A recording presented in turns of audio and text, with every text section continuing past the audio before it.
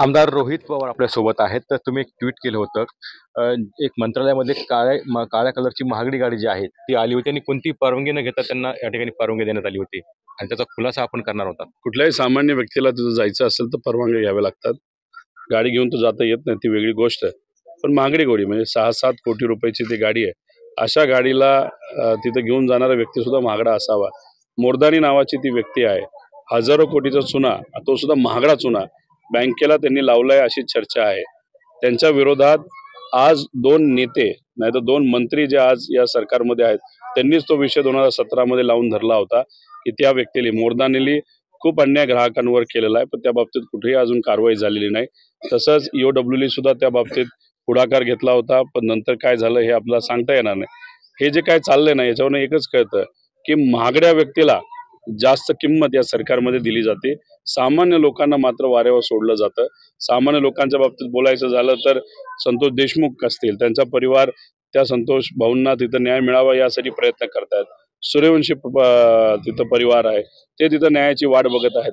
तिथं मात्र सामान्य व्यक्तींना आंदोलन करावं लागतं, तिथं टाकीवर चढावं लागतं, मग कुठेतरी यंत्रणा तिथं फास्ट होते. इथं मात्र महागडा विषय असेल तरच यंत्रणा झुकते असं आपल्याला तिथं कुठेतरी म्हणावं लागेल. माझं एकच मत आहे की हा जो महागडा व्यक्ती महागड्या गाडीतला त्याच्यावर सरकार कारवाई करणार का हे आपल्याला बघावं लागेल. कारण पनवेलमध्ये 110 एकर जमीन 700 कोटी रुपयाची, तो विषय घेऊन ती व्यक्ती नेत्याला भेटायला आलेली असं आम्हाला कळते. आता त्या पनवेलच्या जमीनचं सुद्धा काय होतंय आणि सरकार या बाबतीत काय निर्णय घेते हे सुद्धा आपल्याला बघावं लागेल. हे नेते नेमके कोण आहे, त्याला कोण पाठीशी घालते त्याला? नाही, पाठीशी घालतं असं मी म्हणणार नाही. 2017ला धनंजय मुंडे असतील त्यांनी तो विषय मांडला होता. त्याच्याचबरोबर राणेंनी म्हणजे नितेश राणेंनी तो सुद्धा तो विषय त्यावेळेस मांडला होता. माझं एकच मत आहे, त्यावेळेस कदाचित तुम्ही आमदार होता, तुमच्याकडे अधिकार नव्हते.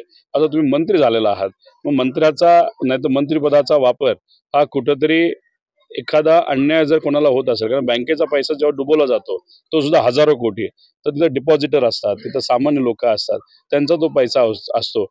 मग तुम्ही एका बाजूला त्यावेळेस तो मुद्दा मांडता आणि आज सत्तेतून तो विषय मांडत नसाल तर मग कुठेतरी लोक शंका घेत असतात. त्यामुळे ही शंका घेऊ नये. मी म्हणत नाही त्यांची ती जबाबदारी आहे नाही आहे, पण त्यांनी मुद्दा मांडला तरी तो आता मुद्दा कडेला नेण्याची वेळ आलेली आहे. त्यामुळे त्या बाबतीत त्यांनी पुढाकार घ्यावा, सरकारने पुढाकार घ्यावा आणि या महागड्या काळ्या गाडीचा विषय हा लवकरात लवकर संपून सामान्य लोकांना न्याय मिळावा अशी आमच्या सगळ्यांची भावना आहे. मस्साजोग सरपंचाच्या हत्या प्रकरणी आता तपास जो आहे तो समांतर ठिकाणी येऊन थांबलेला आहे असं तुम्ही म्हणाला होता.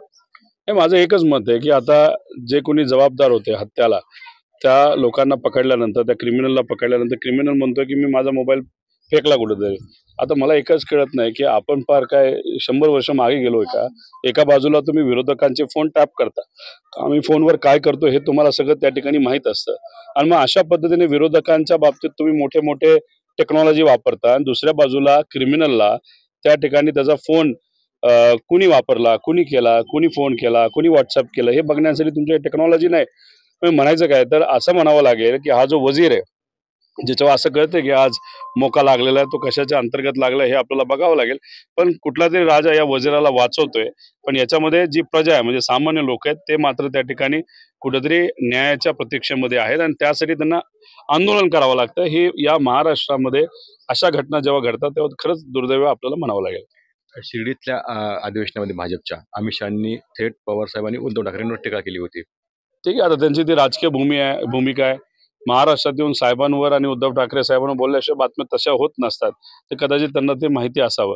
पण ह्या गोष्टी जसं त्यांना माहिती आहे त्यांना ही गोष्ट माहिती असावी. संतोष देशमुख आणि परिवार तिथं न्यायाच्या प्रतीक्षेमध्ये आहेत. सूर्यवंशी परिवार आज न्यायाच्या प्रतीक्षेमध्ये आहेत. आज जर आपण सगळी आकडेवारी बघितली तर बिहारपेक्षा वाईट परिस्थिती महाराष्ट्राची झालेली आहे. अशात तुम्ही देशाचे होम मिनिस्टर आहात, तर तुमच्या नेत्यांचे कान टोचायला तुम्हाला काय झालं होतं ते मात्र तुम्ही बोलला नाहीत. म्हणजे लोकांची जी अपेक्षा होती त्या अपेक्षेचा भंग तुम्ही केला.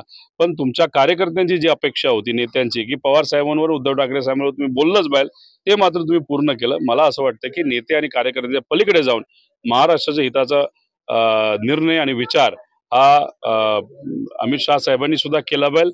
आणि असं कळतं की उद्या मोदी साहेब येत आहेत. मोदी साहेबांकडनं आम्ही सगळेजण अपेक्षा करतो की उद्या त्यांच्या भाषणामध्ये तरी टीका असण्यापेक्षा कुठेतरी सकारात्मक, धोरणात्मक आणि अन्याय झालेल्या लोकांना न्याय देण्याची भूमिका त्यांच्या भाषणात असावी अशी अपेक्षा करतो. कॅमेरा विक्रम मनकर कोणाचा कट्टविन मराठी कर्जत अहिल्यानगर.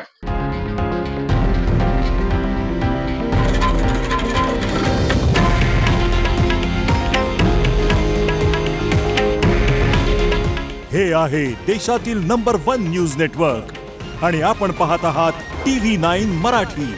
काळजी तुमची, हित महाराष्ट्राचं.